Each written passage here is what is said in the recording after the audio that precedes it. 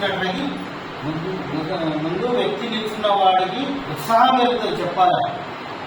అది ఒకటి. ప్లస్ మన మీటింగ్లో చాలాసార్లు గమనించాము ఏంటంటే డిసిప్లిన్ మెయింటైన్ చేయాలి. డిసిప్లిన్ కూడా వ్యక్తులు డిసిప్లిన్ మెయింటైన్ చేయాలి, డిసిప్లిన్ ఉండాలి.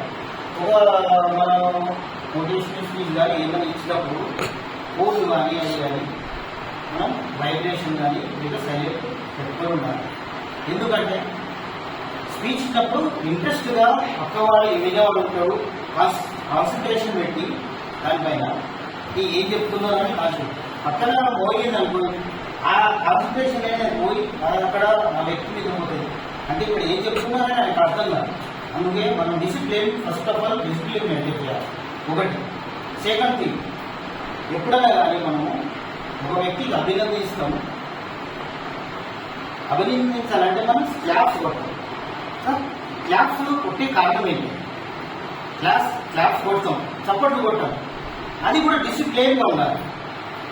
ఎలా క్లాప్స్ కొట్టి ఏమైతే అంటే ఒక వ్యక్తికి మనము క్లాప్స్ కొట్టి అంటే ఆయనకు అభినందించినట్ల అన్నట్ల.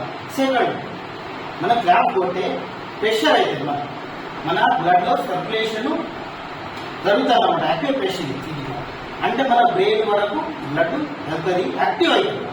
అంటే గల్లో కూర్చుంటే ఏదో అర్థం కావట్లేదు, సిస్టమేటిక్ ఒక పద్ధతి లాగా చేయాలి. పద్ధతి లాగా చేస్తే అది ఉంటుంది. క్లాప్స్ కూడా ఎట్లా కొట్టాలి?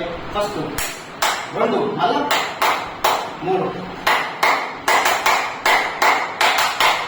దగ్గర మొత్తం ఒక స్పీచ్ ఇచ్చిన వాడికి ఏం క్లాప్స్ అంటే బయట పోయినా అలాగా మెయింటైన్ చేయాలి. నా పద్ధతి నేను చెప్తున్నా sir. Discipline first of all. మళ్ళా మనము ఏదైనా చెప్పే మోటివేషన్ ఏదైనా స్పీచ్ ఉంటుంది అలా కూడా ఇంట్రెస్ట్గా చెప్పాలి.